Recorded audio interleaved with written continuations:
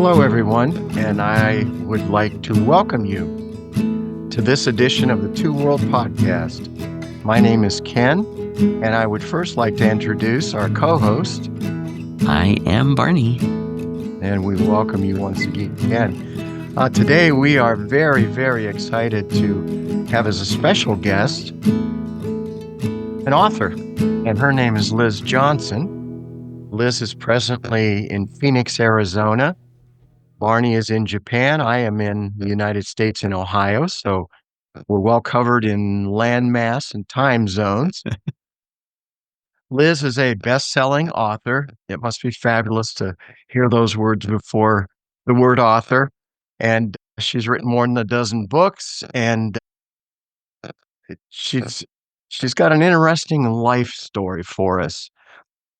By day, she's a marketing manager, and that sounds like and we can jump into it a bit. It sounds like a substantial position, but yet she writes novels. So she finds time in the evening to write books and become a Christie Award finalist, an ACFW Carroll Award finalist, and they were going to talk somewhat about her latest release, which will be out May 20th, and that is Sometimes You Stay. Liz, it is our great pleasure to have you with us today. Thank you so much. I'm so delighted to be here and to get to chat with you both.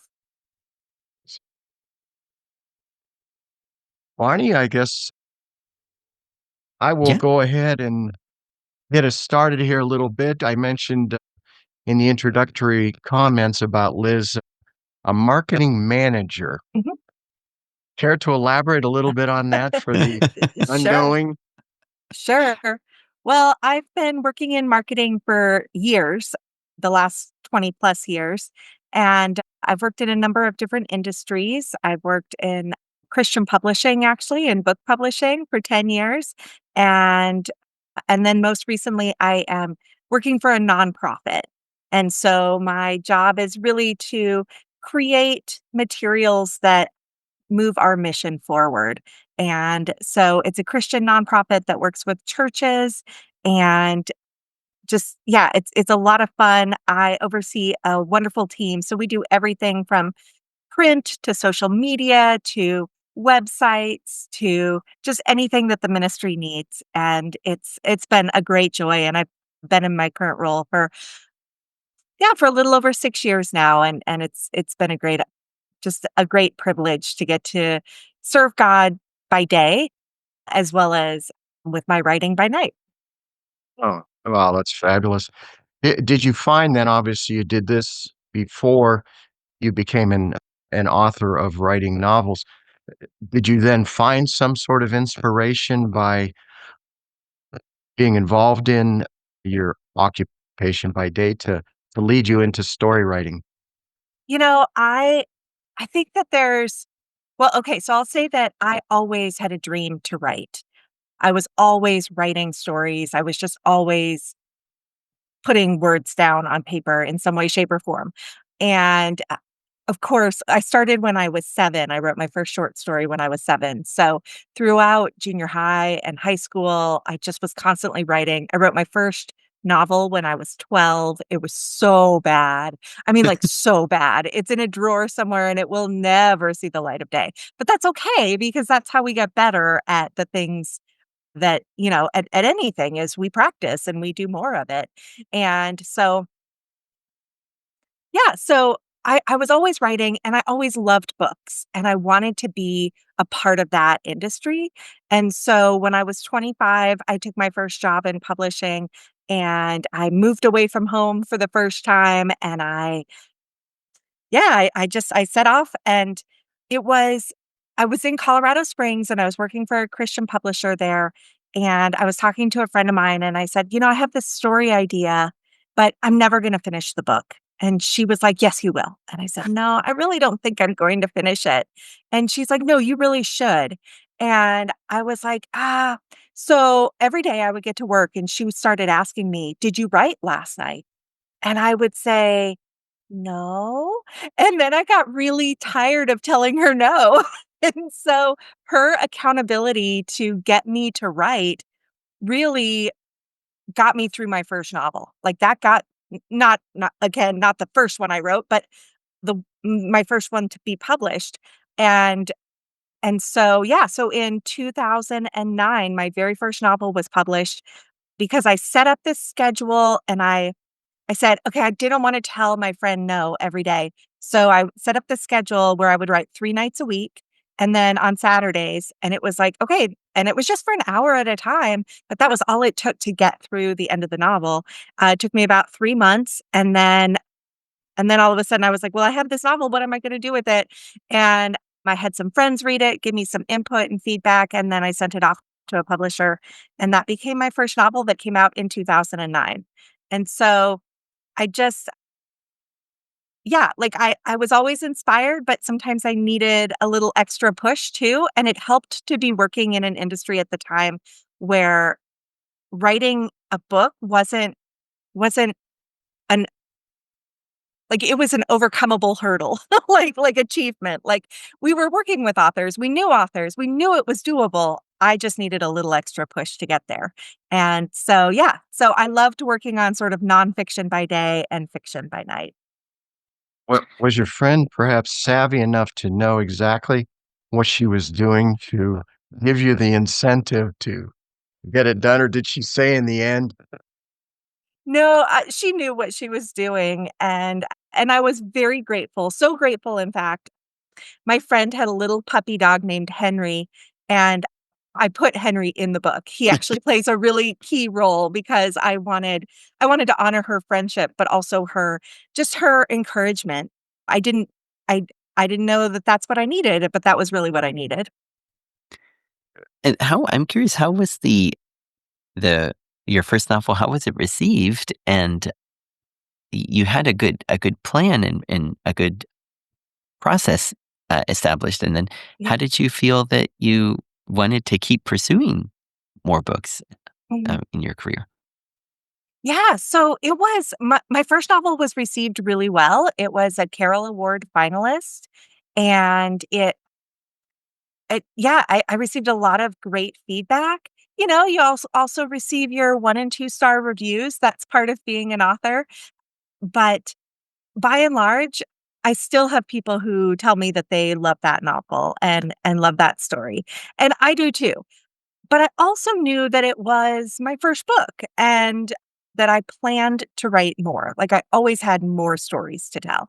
And so from from book 1 came book 2. Like, it was like, "Oh, okay, I'm going to write." I ended up the first book was really it was supposed to be a standalone, but it was about an FBI agent, and I thought, "Oh, well, there are other agents in his in his unit, and, oh, yeah, this would be really good to write about the others." And so I ended up writing 2 more about and they were all about FBI agents who worked together. so to kind of piggyback on your question, Barney, your earlier books then had bit of romantic suspense, Yes. members of Navy SEALs, Yes. then, do you remember the thought process that said, "Okay, now I'm gonna move somehow to the Red Door Inn series." Right. Right. How did that all transpire? Yeah, how'd I get there? That's a good question.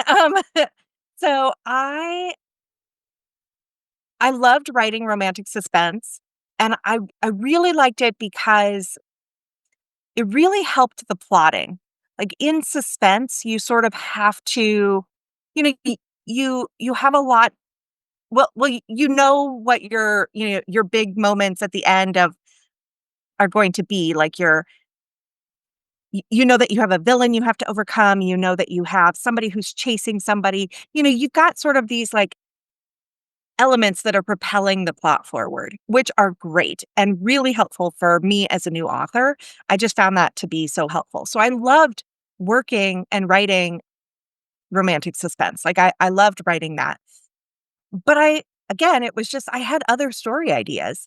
And so the first time that I went to Prince Edward Island was in 2010, I told my mom I was going to take her to PEI when I sold my first book. And then I didn't make any money when I sold my first book. And I said, Mom, we're going to have to make it the second book. So I sold my second book in 2009 to Love Inspired Suspense. And I called my mom. I said, get your passport. We're going to go to PEI. And yeah, and so we went, and I didn't have any plans to write books set there.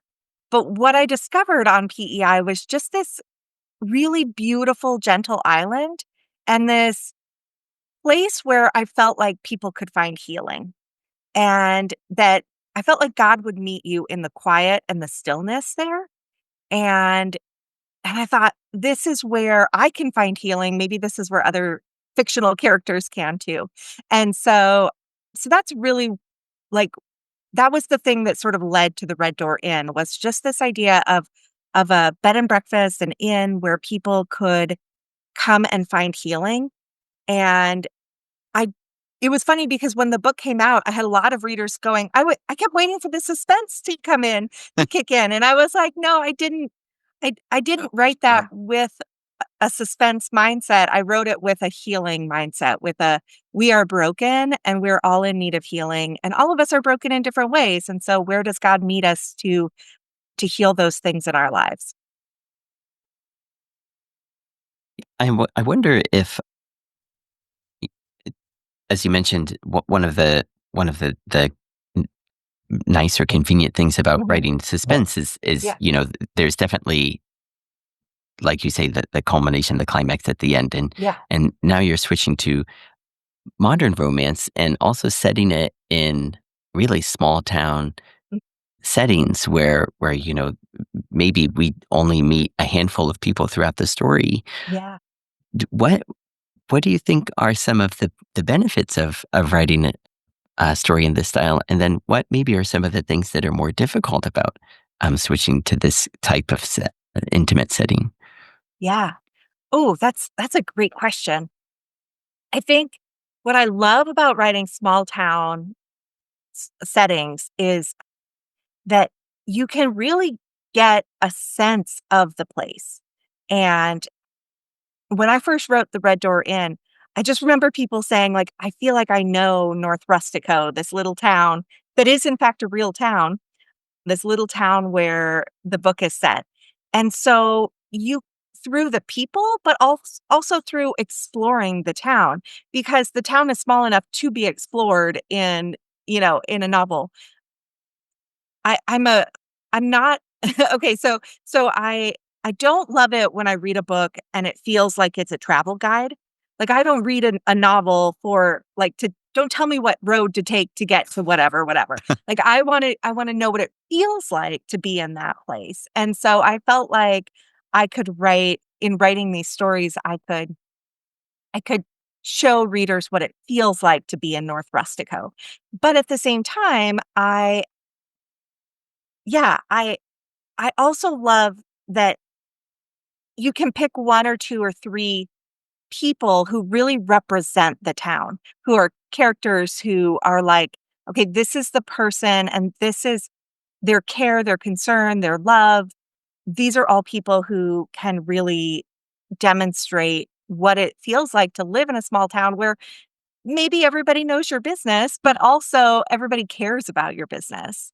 And so those were really fun parts of writing in small town Prince Edward Island. But also, I think some of the challenges are that, and I think writers understand this, like the idea of the muddy middle. Like, sometimes if you don't have somebody chasing you, it's like the middle of your book is like, what's happening? Do I have enough of a plot? Do I have enough going on that I'm compelled to keep for the reader to keep moving forward? Or are they just like, oh, this is so boring and nothing's happening? So you have to make sure that there are things happening in the middle of your story that are moving and propelling the story along. But I always say that I cheat a little bit because I write romance, so I always know how the book is going to end. Like, there's always, like, I don't ever want my readers to be surprised that they didn't end up together. No, of course they end up together.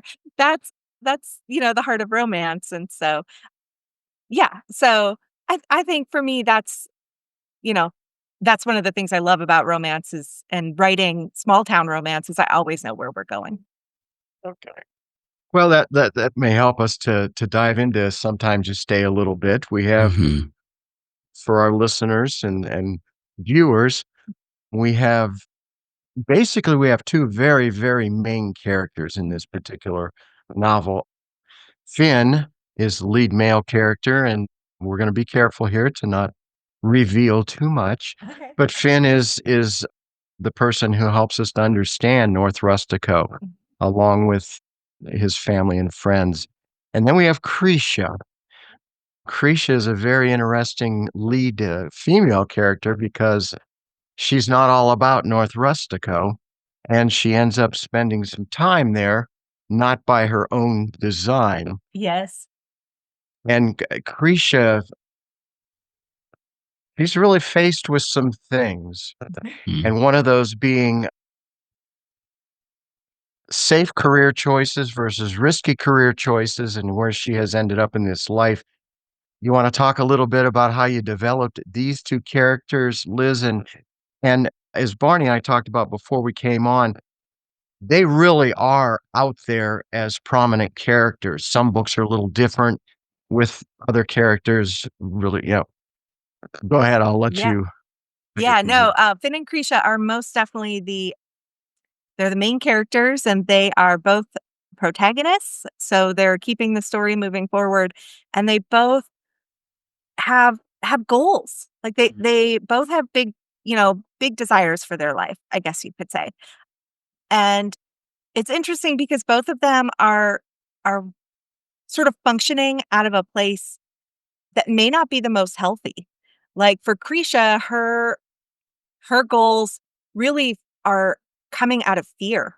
Like she does not want to Mm. turn into her mother. She sees her mother's lifestyle and doesn't want that for herself. Meanwhile, Finn's isn't so much about, well, maybe it's a little bit about fear of not living up to his father's expectations. Mm.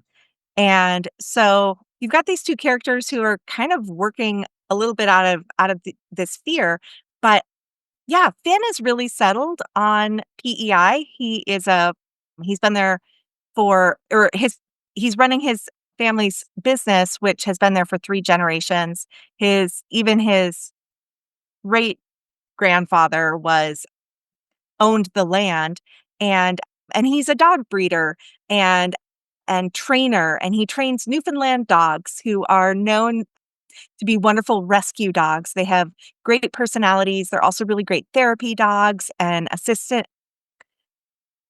support dogs. And so he trains them and then, you know, sends them around the world really to serve in incredible ways. But this is what his family has done. And so it's what he knows, but it's also like he feels like he has to succeed in it, but also figure out a way to grow the business. And he doesn't really know exactly what that's going to look like yet.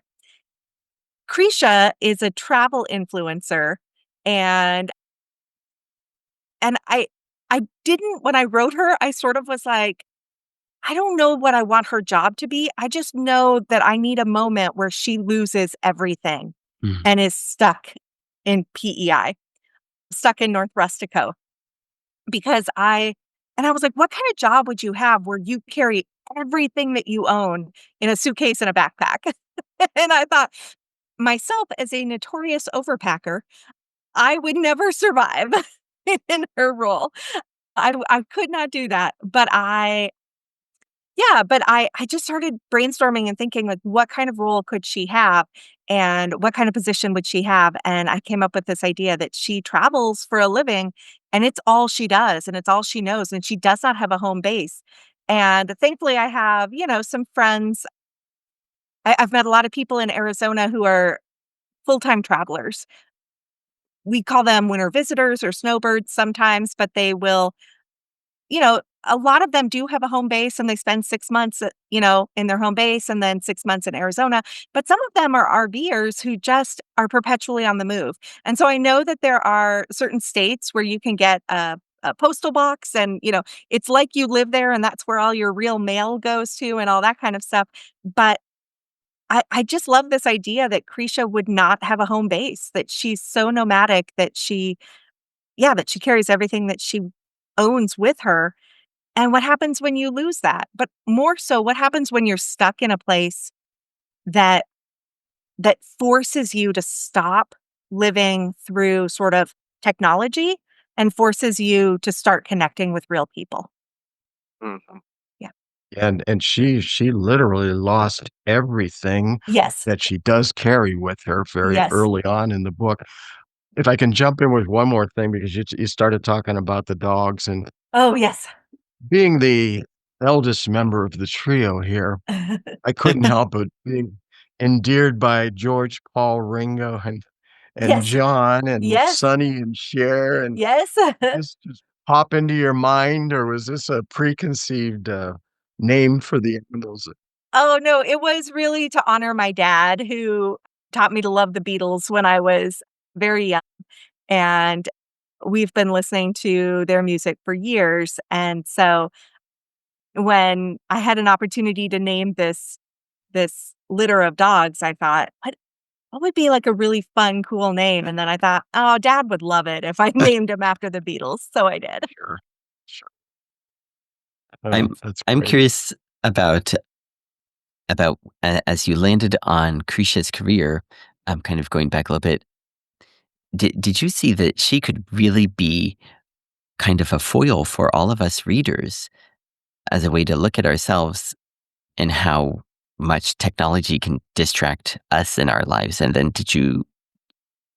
as you were developing her, did you want to emphasize that, or was it mainly you were just focusing on how her career would be if she were Mm, an influencer? mm. That's a really good question. I don't think I intentionally started with sort of this idea of that readers would compare ourselves to Krisha. But the more I wrote her, the more I thought about how, yeah, just how reliant I am on my phone and on my computer and what I would do if I didn't have those things. But also, like, just a reminder that I need to set them down sometimes. That, we are, as humans, all of us designed and created for community and for relationship with God, but also relationship with others. And that when we live our lives entirely through technology, we're missing those real connections that we can make in person. And I think, yeah, I think in part for Krisha, it's not just that she lives her life through technology, it's that she never stays in one place long enough to build real relationships. She's got, a few days here, a few days there, maybe a week in some place. But really, she's moving around so much that she never spends the time to really connect with people. And I think that at its heart, love is a lot about being known and knowing someone else. And that, as we love someone, we let them know the deepest parts of us, right? And vice versa. We want to know the deep parts of the other person that we love. And so yeah, so I think that for Krisha, it was sort of this moment of, like, allowing herself to be known as, beyond the sort of highlight reel that she posts online. Mhm. Yeah. So as Krisha allowed herself to be known, and as we learned of Krisha's feelings for Finn, Mhm. and then Finn sort of learns, as the readers do, that Krisha is a person of substantial income. Yes. Mm. Was it at all tempting to try to take the income portion and make it tempting in front of Finn like a carrot to perhaps entice him to whatever? Yeah. And again, we don't want to reveal too much Yeah. because he certainly was interested in making a profitable go of things. Right, right. Yeah, he's definitely looking to grow his business and try, try to expand in a way that his father and his grandfather didn't. And that requires, capital to do that. And so but in my mind, he never looked at Krisha as, sort of as an investor or as an opportunity to gain any financials, mostly because Finn does not understand what Krisha does. Yeah. Yeah. Especially at the beginning of the book, he does not understand how someone could make an income on social media. And I'm going to be real honest that I had to research a lot. How do you make money doing this? Because I don't make money on social media. Like that's not an income source for me. And so I was like, well, how could somebody make a full living? And then how much could they make? And so I started like watching a lot of established influencers talking about, a lot of them will share upon occasion how they're making money and Mm. what their revenue sources are. And so I just had to I sort of had to piece together, okay, you know, if you have this many influencers, maybe you're making X number of dollars and maybe you're okay. So then, trying to sort of piece all that information together. But and it took me a while and I consider myself, fairly tech savvy. But Finn is like, he still uses dial up. He's like, oh no, that's not quite true. But he he has a flip phone. He doesn't have a smartphone. He really just lives in a much simpler technological world. And so he does not understand what Krisha does and how she makes money. And therefore he doesn't get to see her do it at the start of the book, right? Because she doesn't have any equipment. So it's not even like he can see what she's doing. She's trying to explain it and he just doesn't get it. So Mm. in that sense, he doesn't think she makes that much money. He really doesn't view her in that sort of capacity, like, "Oh, maybe she could financially help me." Yeah. Yeah. I can see where you had to do that research, Liz. I was a teacher back in the day, and one of my students and her spouse became influencers on the Mhm. internet, and it looked like all they did was travel around and make videos. Yes. I'm thinking, how is this profitable? And besides what you elaborated on, I also started understanding, top fan, good fan, great fan, and Yes. try to keep people like, regular old me as part of the viewers so Mhm. that you look like you have a lot of viewers. That's Right. interesting. Yeah. Thanks. Yeah. Thanks for enlightening us. Mhm. I think that we've talked a bit about Finn and Krisha as two of the really predominant characters, but we've also kind of alluded to the animals from Joe Jr. to the Fab Four and Roberta the cow, and you write them so endearingly, and I'm a huge dog person, so that really spoke to me a lot. But how did you decide to give the animals so much personality, and then how did you give them so much enjoyable, lovable personality that you did through Yeah. the writing of them? Oh, well, I'll tell you why I did, and it's because I visited a farm on Prince Edward Island in the summer of 2023. I was visiting with my mom and my sister and one of my nieces. And my niece is just a major animal lover. She loves all animals and she just yeah, and so we were planning some things we were going to do on our visit to the island and I thought I need to find something new that we've never done before that Rachel, my niece, would just love. And so I found this farm in Hampshire, PEI, where you can go and feed baby goats and bottle feed baby goats. And I said, this is a cool thing. We got to try this.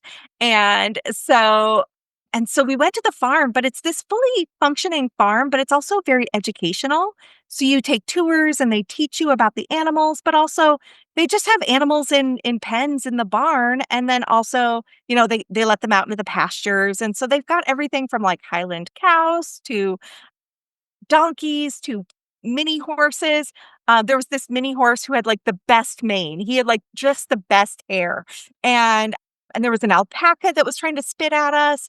And there's this donkey that runs around and these rabbits you can hold. And then there's these baby goats and you can you can feed them. And so we did. We would cuddle them and feed them, and they would drink their milk so fast. But then they jumped around. They had so much personality. They were so funny. And it was just the best experience. And in my head, I immediately thought, I I want this for Finn. Like I want his barn to be full of, in his case, he adopts strays. Like Mm. his Newfoundland dogs are purebred and are, carefully trained and all of that. But all the rest of the animals in his barn are just strays because he really takes in strays. Because in part, Krisha is a stray. And so he's taking her in sort of under his wing. And so, yeah, so I wanted all the animals in there to have as much personality as they could. And so I tried to not just name them, but like give them unique names, but also then give them interactions with the characters. I've always said that, like, when you want your setting to come alive, your characters have to interact with your setting. And I think it's the same for animals. Like, if you want your animal personalities to come out, your characters have to really interact with them. And and so this was just a really fun opportunity to make the animals shine. So, yeah. Barney, I'm so glad you mentioned Roberta. Her relationship with Prisha, I know. it was not just, the way they interacted. It was sort of a relief from, there's a serious part to this story, Yes. certainly. And oh, Roberta. Yeah. Yes. You created visuals that were just prime. Oh, thank you, thank you, yes. For the listeners out there, Roberta is the one-eyed cow who takes an immediate disliking to Krisha. So so poor Krisha has to figure out how to try and win her over. Yeah, yeah. Yeah, you mentioned that th the thought of the farm and the animals was based on a personal experience, Mhm. and then as I was reading through the book, uh, I was very drawn into the story of Mama Cheese Sandwich, Yes. and then I pulled up Google, not expecting to exactly find that shop or that dairy, but Yeah. I think in North Rustico, there might be like a Mama's Diner or something like that, but was that, some of the restaurants or whatnot, the locations that you use in Yeah. the stories, are they based on places maybe not necessarily in Rustico, but elsewhere through Prince Edward Island that you have been to, and then those you inspired those to were inspired to put those in this town? Yes. Yes, for sure. So Mama Cheese Sandwich, just to let you know, she actually originally showed up in the 3rd Red Doran book, which is called On Love's Gentle Shore. And she was this character who was the mom of the hero in that book. And the heroine, as a child, Mama Cheese Sandwich had given her cheese sandwiches. And so one day, everybody else called her Mama Cane. And one day she was passing out cheese sandwiches. And Natalie, this little girl, said, "Oh, Mama Cheese Sandwich." And it stuck, and everybody called her that. But as I was writing Sometimes You Stay, I chuckled because I was like, I can't have an outsider call her Mama Cheese Sandwich. And also, like, she's gonna introduce herself to Krisha. What's her name? And I had to go back and reread parts of On Love's Gentle Shore because I could not remember what her real name was. But thankfully I found it. And so anyway, so yeah, so I the Cane Dairy, which again was featured in On Love's Gentle Shore, is not a real dairy set in that area. But there are a lot of dairies on the island. And so I just sort of picked one up and was like, okay, I'm just gonna move it right where I need it to be. But there is a bakery in North Rustico called Old Village Bakery, and it is my favorite stop on the island every time. They make the best sweets. They always have just amazing, like, date bars and brownies, and So my family and I will go and we'll pick them up and then we'll be like, okay, we're going to save these all week. And then a day later they're gone because they're so good. And and and it really does smell just heavenly when you're walking by. It's like cinnamon and sugar and like yeah, so when Krisha sort of experiences this first and she's like, "I have to go back there," I always recommend and it is right on that corner, there's like a three-way stop in North Rustico, and it's right sort of sits up on a little bluff right there, and it is so good. So that is definitely a real part of North Rustico and one of my favorite memories of the island. North Rustico also has a beautiful boardwalk. It's about 2 kilometers, and it's this lovely boardwalk around the harbor, and so I try and always weave that into my stories because it really is, I think, one of the yeah, like, one of the main focal points. If you're visiting North Rustico, that's where you wanna go, but it like, there's fishing boats right there, but you can like, during the off season, you can rent canoes and things like not canoes, sorry, kayaks and things like that to, like, go out on the water, but during fishing season, it's fishing season, and so there's always boats and guys and on the dock there, and that's actually part of this Yeah. Krisha's story of ending up in the water. Well, that's and a totally unsolicited, unpaid view of North Rustico that has really taken us around the town nicely. Yeah. Liz, if we could turn a little bit from that, Mhm. certainly within your books, and sometimes you stay in particular, there's a fabric of spirituality, and I know there's that thread in your life as Yeah. well. If you would care to elaborate on, God's place in your life and maybe a little bit about how that became part of this book. Yeah, yeah. Well, yeah, I mean, without, like, giving my whole testimony and all that kind of stuff, I will just say that, God has been so good to me, and I think scripture says he loves to give good gifts to his children, and I have viewed my writing over the years as one of those good gifts. It is both, like, the books that I've been able to write, the publishers I've been invited to work with, the connections and friendships I've made through writing have all been good gifts from God. But I also sort of view my writing as, I think about the parable of the talents in Matthew and just this idea that, like, I've been given a literal talent, like, I've been given a literal gift, and my job is to use that, not to bury it, right? So maybe I only have a little talent, and that's okay.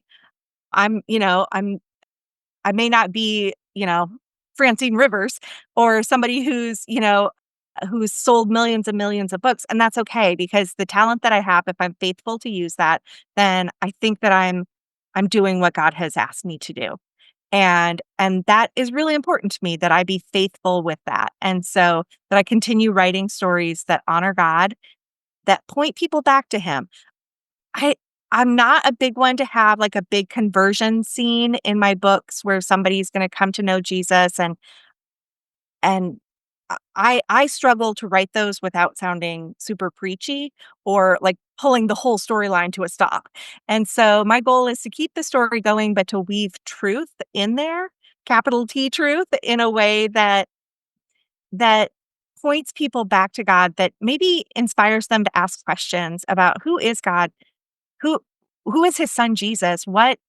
What's sort of this deal with them? And hopefully then to go explore and find some answers to those questions. So that's kind of how I try and weave faith into my stories. And some books just naturally lend themselves to like a more direct spiritual kind of moment. And others are, and I would say Sometimes You Stay is a little bit like, it definitely at the end, there's this moment of, like, just coming to this realization that is like, "Oh, this is what's been keeping me from actually what I really want," kind of thing, this fear. But I think about, like, I wrote a book that came out in 2019 called A Glitter of Gold, And that book is all about shame and guilt and how we often, the main character thinks that she's done something that she can never be forgiven for. And so that book is really just an exploration of, can you ever do anything that God can't forgive you? And the answer to that, by the way, if you're wondering, is no. is, is that grace is stronger, stronger and greater than any guilt or shame that we carry. Yeah. And so, yeah, so I think that I often try and weave into my stories what God is teaching me at that time and at any given time. And I have found that from the first book to my last, my most recent book. It's like every book that I'm writing, somehow what God is working on in me, it finds itself into the story. And it's just a really natural process for me as I'm writing because that's what I'm thinking about. That's what my characters end up thinking about. And yeah, and so God's been really good to me to provide those sort of, well, yeah, he's continually teaching me, and so therefore he always provides some themes and things to put in the book. Well, that describes to a T the process in this latest book, maybe particularly for Krisha and her journey. Yes. Thank you for that elaboration. Yeah. If I could ask one more quick one here, and then Barney, I'll yield to you for the rest. Very early in the book, you referenced Anne of Green Gables, and I'm just curious because it's such a favorite of mine. I don't know if you watch Netflix at all. Mhm. Eh, They the production of Anne with an E, uh, the, the young girl that played Anne on there was just so terrific. And I don't know, have you had a chance to see any of it or? I've seen a little bit of it. I've seen just a couple episodes. I haven't been able to watch the whole thing. And more, I've seen like clips online and things. Oh, But yes, I was very impressed with her, with the young actress. But I will say that I am a tried and true fan of the 1985 version of Anne of Green Gables. that's fair. That's the That's one I fair. grew up on and the one that I still watch. So, yeah. Gotcha. Yeah. All right. Thanks. Yeah, as I had the chance to read this book, of course, this is my first book of yours that I got to read, and I realized that it's part of a series, and I just so appreciate when there are series to read and you get to know other characters and then they reappear in different books. Yeah. And so I do plan to start back with the first book. But how about for the future of the Red Door in series, or what do you think you have planned for maybe some of the characters that we meet in this book, or other characters Mhm. or travelers to come? That's a great question and not one I have an answer to right now. I these characters are always near and dear to me, and the Red Door Inn is always close to my heart. But at the moment, I don't have plans to write more Red Door Inn books. But that doesn't mean I won't. It just means at the moment, I have a few other book ideas that I'm trying to work on. But yeah, the Red Door Inn is always close to my heart. And so I can't imagine that I won't ever return to it. I just don't know when that will be. Do you write most every evening? No, not now. Okay. I'm very deadline driven. And so when I have a deadline, then I end up writing most evenings. But these days I actually do most of my writing on the weekends. And I do write some evenings. I used to be a night owl in the sense that I would write from 10 p.m. to 1 a.m. Those were my writing hours. And as I've gotten older, I don't I don't function as well. I don't think as well as that at that time. So now I find myself, and I guess I've always done this, like I look for just an hour here or there wherever I can find it. Sometimes it's my lunch hour at work, sometimes it's, just an hour in the evening. I get together with a writers group and we a couple times a month, and so we meet for dinner, and that's like when we talk about the industry and your projects and, like, oh, and does anybody need to brainstorm anything, that kind of thing. But then the whole goal of that gathering was supposed to be that then we would write for an hour afterwards. And so sometimes I still get my writing in. Sometimes we just talk the whole time. but but I do try to sneak an hour in here or there wherever I can. So, but if I'm not on deadline, I tend to be a little bit like I definitely am not a writer who has to write every day. I am a writer who writes well when I know that I need to.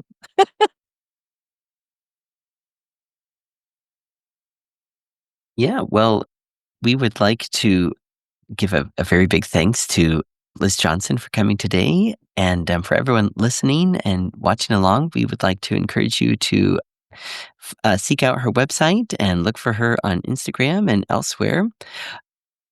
Not necessarily for the latest travel tips from jet setting across the world, but to see what next book is coming up and what books you may have missed. So Sometimes You Stay is coming up on May 20, and I wrote in one of our questions here that we prepared that maybe these books should come with a warning that reading these books may make you want to move to Prince Edward Island yourself. I know that such a beautiful small town setting Yeah. makes me think twice about it as well, that maybe that is for me. I joke with my readers that like my part-time job is working for PEI tourism. Like my whole job is to get people to go to PEI and visit it. And I do highly recommend it. It's just a beautiful island, but I don't think I could survive there in the winters. They get a lot of snow and I'm a desert rat in Phoenix. And so I don't think I would survive. But if you go in the summers, it is just absolutely stunning. Oh, wow, I think it has to be, and I think the fall must be amazing as well. Oh yeah, when the leaves change colors. Oh, yeah. And yes. So we want to again say thanks to Liz and Ken for joining us today as the co-host, and everyone keep your eyes open for Sometimes You Stay on May 20. And we hope that you, as well as us, are looking forward to that book and also looking forward to the next episode of the True World podcast. And I am Barney, and we will see you all again next time.